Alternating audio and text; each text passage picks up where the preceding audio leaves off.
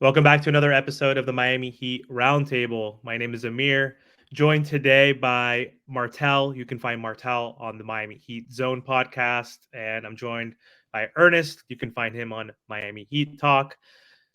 Before we get into the video, I just want to thank everybody for subscribing to our channels and following us. But for those folks that are not subscribed to our channels, subscribe to our channels. We're getting some good feedback that you guys enjoy these roundtable episodes. We really enjoy connecting and networking and getting together. So if you can, subscribe to all our channels. Trent's not available today, so don't forget about Trent. We'll link his channel in the description as well. So that's Miami Heat Network.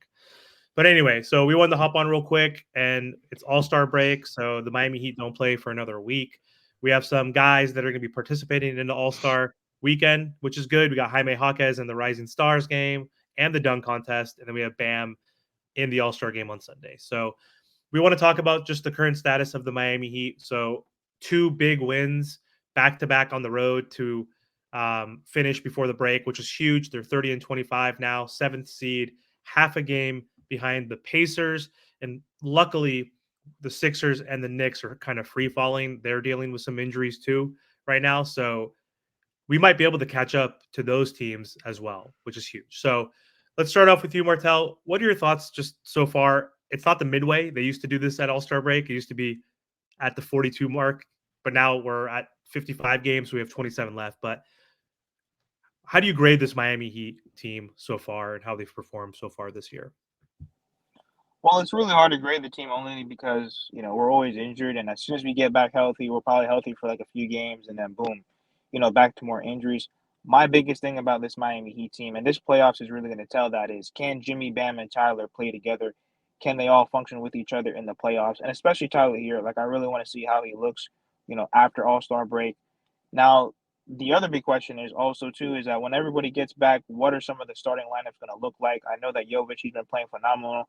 Well, not phenomenal, but he has that potential to at least help Bam Adebayo with that four position. And same thing with Duncan Robinson. He's been playing great. And, for him to go back to the bench, I think that's a hard pill for him to swallow. So we're going to have to see when Terry and everybody comes back, and especially with, Delon Wright coming now, how do we really put all these guys right on the court together, and what are the lineups going to look like? Yeah, Ernest, what do you think about the team so far, how they've I done? mean, if you want to give it a grade, I agree with Martel. Injuries really have held us back, but I would give us a solid B. I know we had that the 7 game loss stretch that really hampered us. I thought before that the Heat were having a great season. You had breakouts from Duncan Robinson, Jaime Jaquez Jr., Josh Richardson was looking nice, Kevin Love was looking good. I think this team currently constructed is fine. I think in the playoffs, we can definitely make some noise. I agree with Martel. We need to figure this lineup out. It's not really just the lineup, it's figuring out who's your best nine. Spo likes to go with a 9-man rotation during the season, but in the playoffs, it's usually 7 to 8.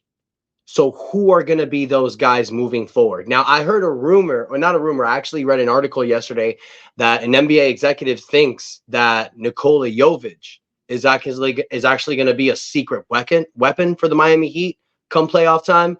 So that's something to look into. I think the Heat need to go with him simply because of the fact of what he does when he's out there with Bam.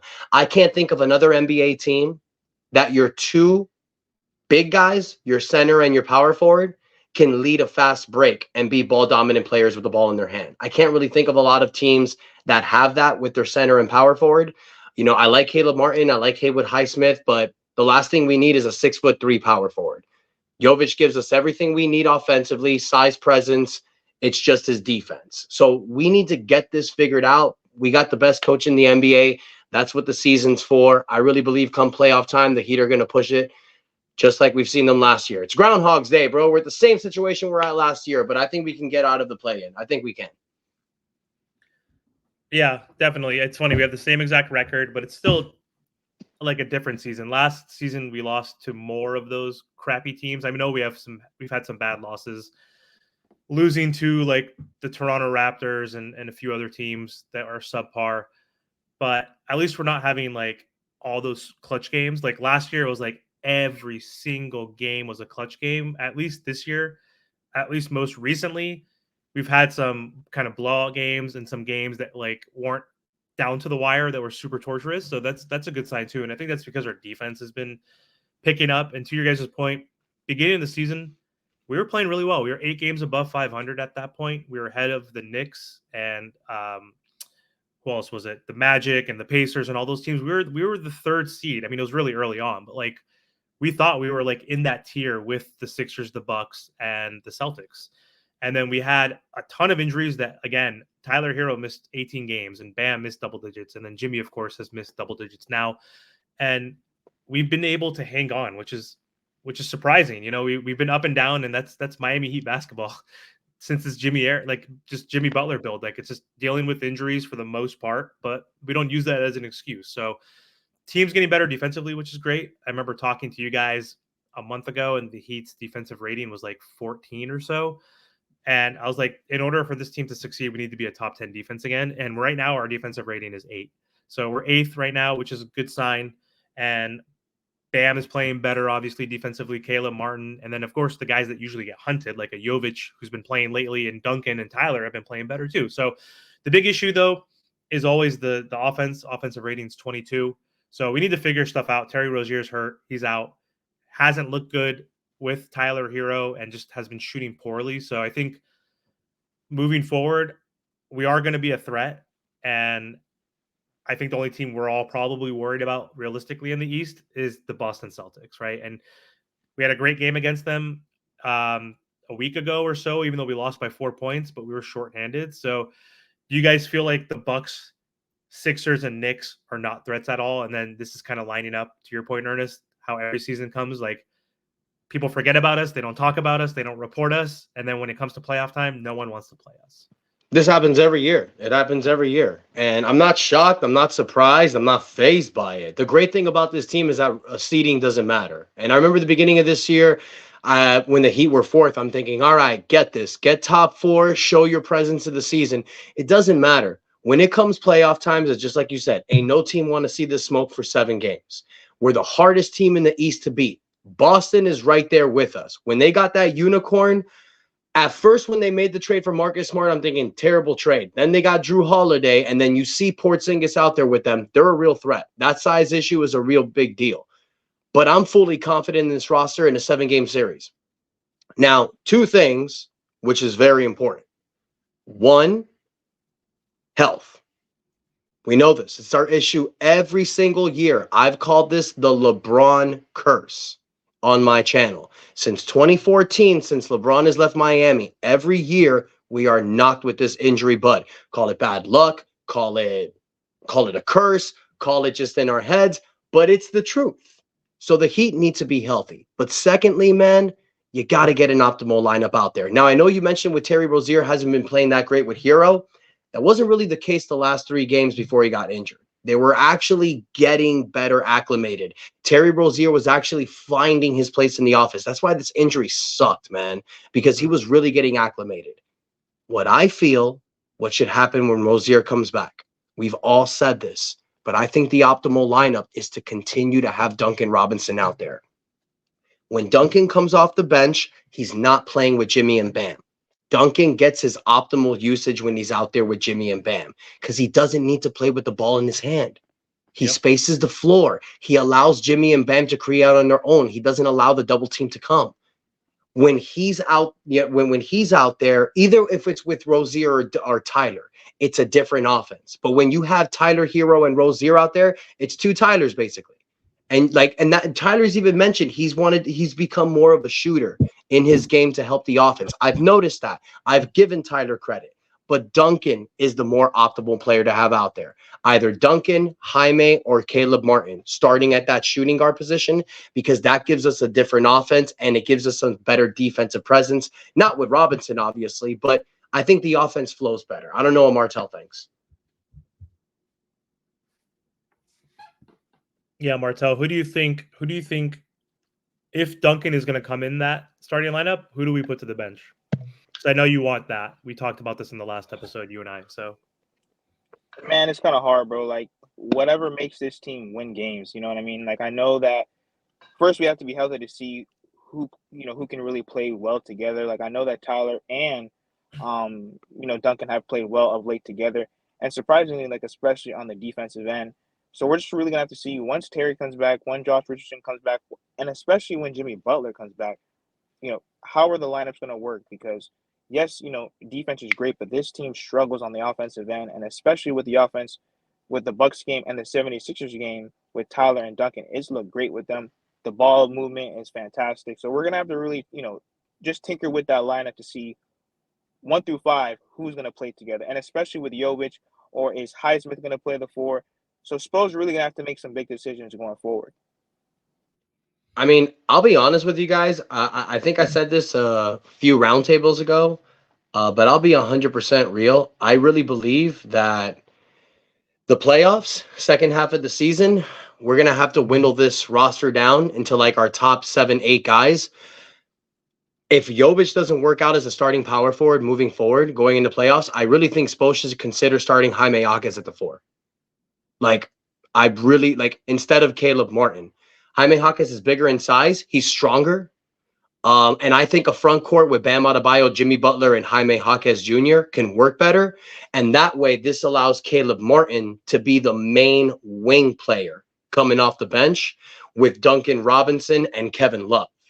So, because you guys know, Spo doesn't really go 9-man. I think Josh Richardson's going to be the odd guy out moving forward, especially in the playoffs. Like, you may see him play some games, you may not see him play some games. So I'm interested what you guys think. Like, if Jovic doesn't work out, would you guys prefer Haywood Highsmith, Caleb Martin, or Jaime Jaquez Jr. as the starting 4? This is if Jovic doesn't work out. Yeah, I mean, it's funny you mentioned Jovic because he either starts or doesn't play basketball. Like he's played 22 games of the 55 so far, 22 of the 55, right? And he started 10 like a month ago, right? So he had like that one span where he got to play a lot, and then because of injuries, when we're shorthanded, that's when he comes in. So I saw that report too about Jovic being a secret weapon. The only way he's a secret weapon is if he cracks the rotation for the remainder of the season. He needs, even if he's not our starting 4, because again, I think I'd rather have Duncan inserted into that starting lineup somehow, and keeping Caleb Martin, I guess, on there or whoever it may be. But he needs to play in order to be a secret weapon. So he needs the confidence and the minutes. And so that's one factor. The other factor of that is just who's playing the best and who's healthy. Because do you remember when we were playing against, I think it was against Boston, Caleb Martin wasn't starting. He was coming off the bench. And then finally, when we're in the playoffs, you got to play your top 5. He was one of our top 5. Then we finally inserted him in there and we saw what happened. So I think timing matters because we're so deep and we have so many similar wing type players. It just depends on who's playing better. Because right now, Jaquez, I would say no, based on just the way he's been playing after the injury. He's starting to play a little bit better. So I would say maybe no to him, maybe no to Caleb because he's been inconsistent. And I would try to insert a Jovic or Duncan right now because they're both playing well. So I think it just all depends on who's playing well and who's healthy at the time. Kind of a cop-out answer, but I don't know. Martel, what do you think about like optimal starting lineup in the playoffs? Well, it comes down to matchup, but I think that Jovic should definitely get some run because think about it. Why do we have him on the roster then? Why do we continue to quote unquote build him up? He's going to need these game time reps. He's going to need, these playoff reps especially too. So I think honestly between, Highsmith or Jovic, I think that they should, maybe battle it out like within the 2, like when it comes to the 4 position. And then like with Tyler Hero, like I said, hopefully Tyler Hero can continue to play more off ball so that, he doesn't really have the ball in his hands. This Miami Heat team, we have so many weapons. There's no reason for him to try to chuck up 20 shots. You know what I mean? I don't think he has to do that. All we need for him to do is just to be a good playmaker, hit those 3-point shots, spread the floor a little bit, and let Jimmy and Bam work because we all know that when it comes to the playoffs, that's where our depth comes in. That's where we'll be able to beat other teams by, just showing each other love on the court by spreading the ball around and just playing as a team because we don't necessarily have the superstar talent all the time, but we can beat other teams by playing as a team, if you see what I'm saying. Yep. I hear you. I mean, what I was trying to say with Highsmith, Martin, and Jaquez, because I know that's where we're going to go. I don't think Jovic is going to play in the playoffs. I really don't think so. And Spo likes to go 7-man, 8-man. I think if you're dwindling down players between the three, Jaquez might be the best option.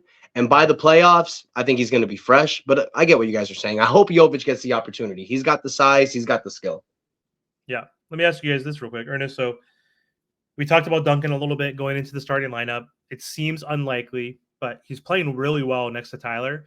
And Tyler and Duncan are both really good pick and roll players with Bam Adebayo. So if it was the Sixers game in the first 2 minutes of the game, Duncan had 2 alley-oops off pick and roll to Bam, which is huge, getting Bam easy baskets. He's been taking that mid-range all day and has been inconsistent, right? So we need to get Bam some easy opportunities, and Duncan provides that. And we saw that Duncan and Tyler were setting each other up as well, playing well off each other.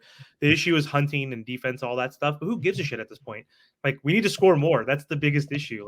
So I don't know if it's plausible that he's going to play, because we obviously know Tyler's not going to go on the bench. It doesn't seem like Terry would be the odd man out in theory, that Spo could ask, would you come off the bench, be our sixth man? That seems unlikely too. So in theory, could you imagine or see a lineup of Terry, Tyler, Duncan, and then Jimmy has to move to the 4, and then Bam?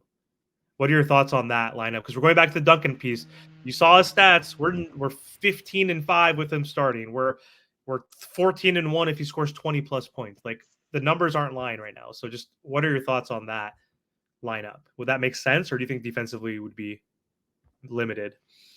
I mean, yeah, it would limit us defensively. That would be one hamper, And secondly, I don't think, Jimmy said it before, he's not a 4.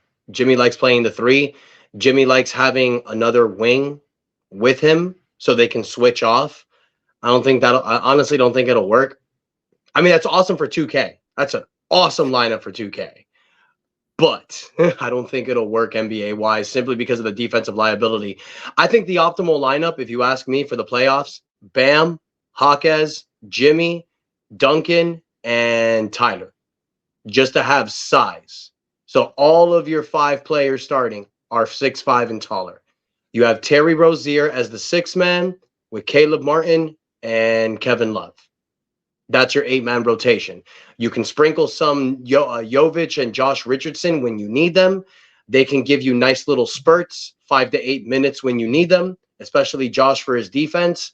But that's where I feel Spo's going to go. I really believe that Jaquez may get the nod for the starting power forward if he continues to get better the second half of the year. Yep. I don't think Spo's going to change the rotation when everybody's healthy. I think it's going to be Terry, Tyler, insert a Caleb or Jaquez or Haywood, one of those 3, right, that you mentioned, regular season. Yeah. And then we're going to have Jimmy and Bam. So he's got a tinker. He has a lot of toys he can play with, which is good. So that's a good thing. We'll be healthy, hopefully, after. He got a new toy. There's a new toy. Perfect segue. Thank you. So Miami Heat buyout market. It seemed like we weren't going to sign anybody. Everybody that was associated to the Miami or linked to the Heat signed with other players. Thad Young, Suns, Gallinari, Bucks. But we finally got some breaking news today, which I didn't expect during All-Star weekend. So the Miami Heat is going to sign Delon Wright from the Washington Wizards when he clears waivers. So Martel, what are your thoughts on him? He's not a point guard. Truly, he's more of a combo guard, but he's a 6'5" point guard, shooting guard. Just what are your thoughts on him and his impact in cracking our rotation? Yeah, so it's like what you said. He's a 6'5" guard, which is good. Especially with Terry and Josh out, we're definitely going to need a good defender that's going to be next to Tyler Hero. So that will help take some of the pressure off of, Tyler Hero defensively. So I'm hoping that, he can come in and make a very good impact. He's the type of guard that Spo does like to play. His brother used to play for the Miami Heat, so they do have that Miami Heat connection. He is also a fan of D Wade, which, pretty much all the people that we get, they all love D Wade. So, I'm hoping that once everybody gets back, he can also still have a spot within the rotation. But I think he should be good, a decent 3-point shooter. He's quick. He's athletic. That's the type of stuff that the Miami Heat need on their roster. To add to that, I will say this. When I saw that signing, I mean, it was cool. I did a little short about it. But then I saw that signing and I'm like, okay, you filled your last roster spot. I know we can cut Orlando Robinson or Drew Smith to pick up another buyout if we wanted to, but when I saw that signing, I'm like, is Josh Richardson and Terry Rozier's injury worse than what we think, because we don't. I mean, he's fine. You know what he brings is definitely someone you can use. You know the Miami Heat, how much we love wing defenders. I know he's a combo guard. We don't have a backup point guard, so this was something that Heat fans have been clamoring for: size or a backup point guard that can shoot threes and can defend. We got that. So I think that's cool. I think it'll help out in case Josh or Terry get injured again, but it doesn't address the problem we have. But there's nobody available to fix that problem. Like, who are you going to pick up? Robin Lopez? No. For what? To sit in the end of the bench and do nothing? Nah. Delon Wright, he can play, and then this gives an opportunity that if Jimmy wants to take a few more games off down the stretch to, get ready for the playoffs. Even though I don't condone that, but it gives us another wing player to play out there. But Jesus Christ, Eric Spoelstra probably fucking put the Delon right in the starting power forward or some shit like that. Yeah, it was a need that was addressed. It wasn't the ultimate need that us Heat fans have been complaining about, because Thomas Bryant is unplayable, and it's just defense. Like, he's shown like spurts like in his career with the Wizards and Lakers that like he can score, but he's just like pretty one-dimensional, doesn't have the best hands, and just defensively, he gets benched on every team that he's been on for a reason. So people in the comments just complain, why is Thomas Bryant not playing? Why is Orlando not playing?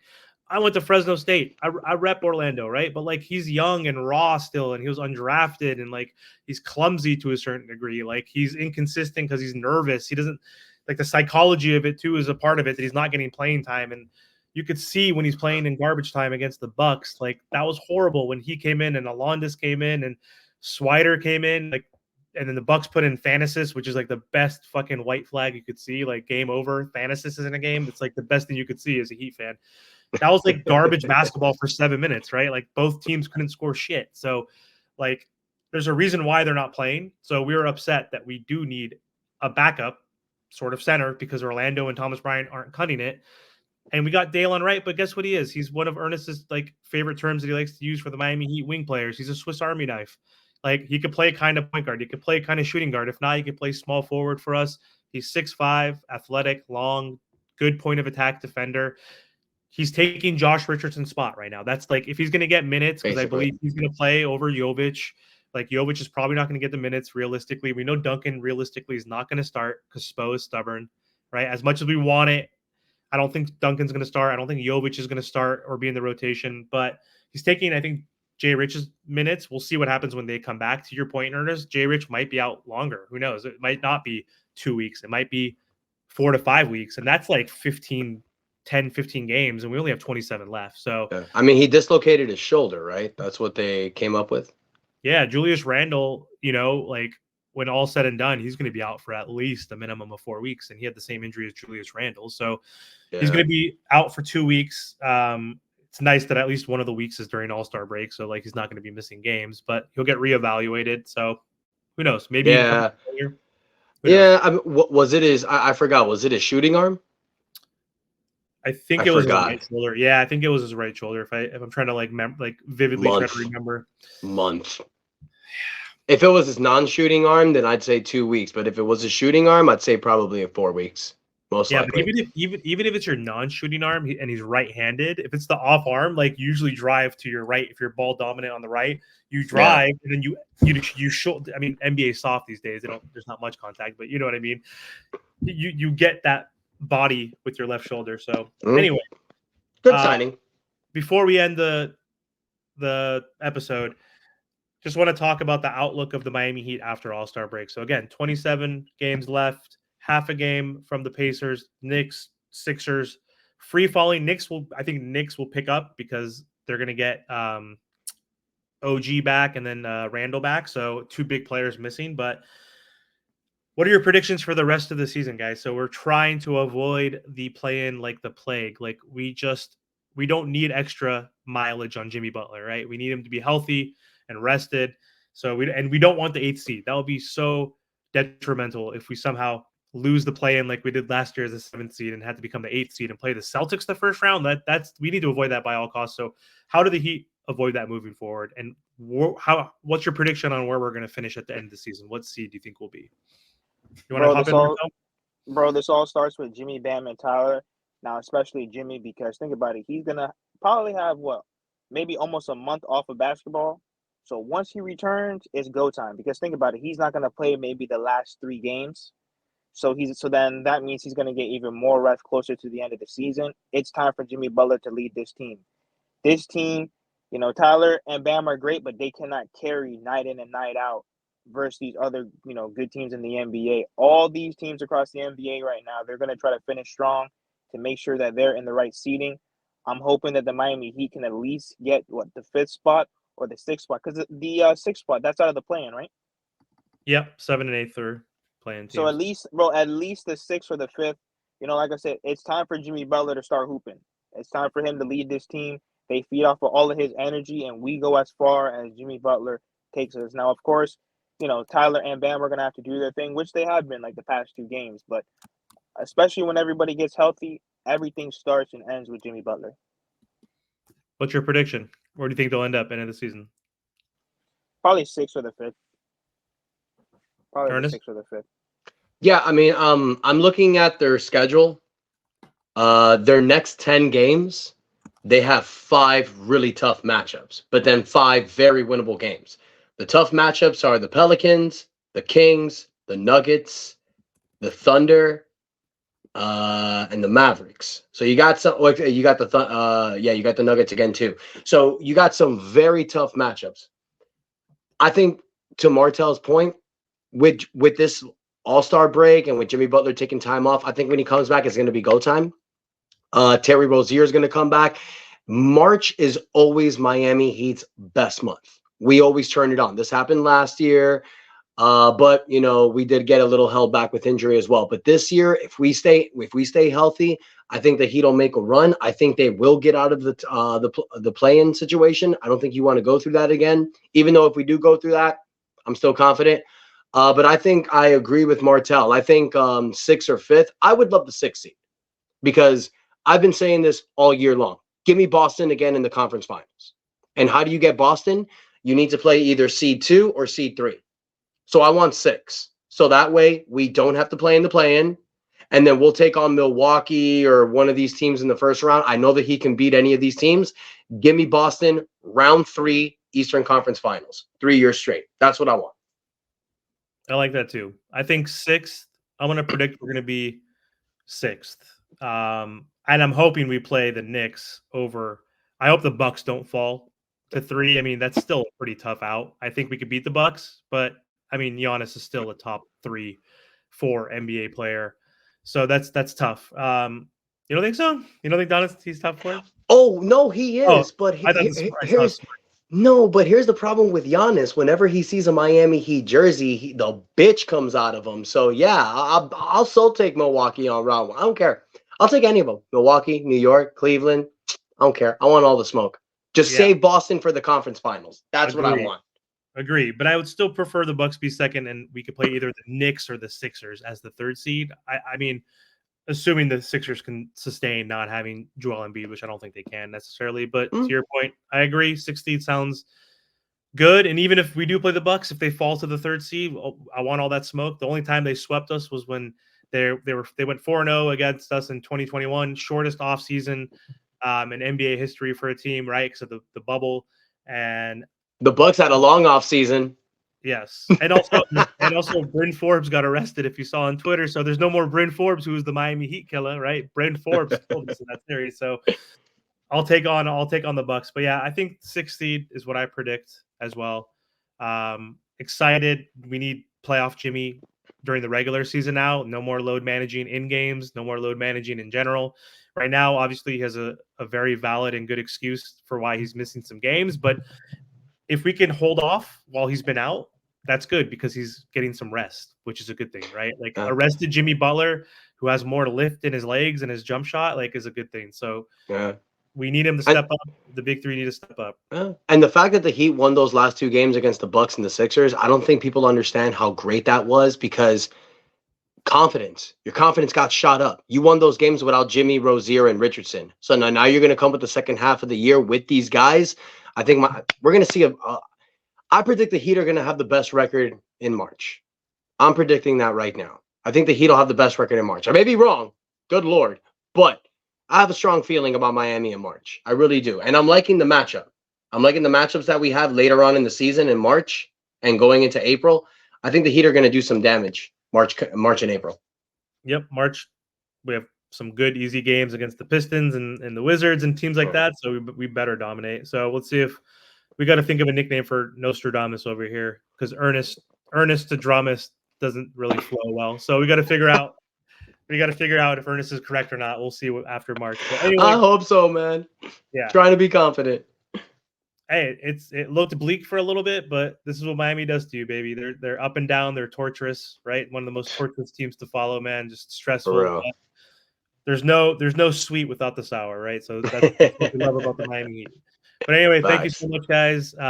Hope you guys enjoy All-Star break. Hopefully our boy Jaime wins the dunk contest because I'm more excited about the dunk contest and skills challenge and 3-point crap versus the game. The game has always been kind of boring. I mean, I'm not a kid anymore. When I was like in high school and younger, like, All-Star weekend was like the shit. I still enjoy it, but I enjoy the challenges more. So hopefully our boy Jaime can come up with a victory today actually as well. He's playing in a game as well. So just don't get hurt.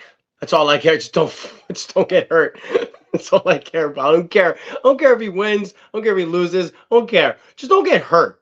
That's it. Bam, Jaime, just don't get hurt.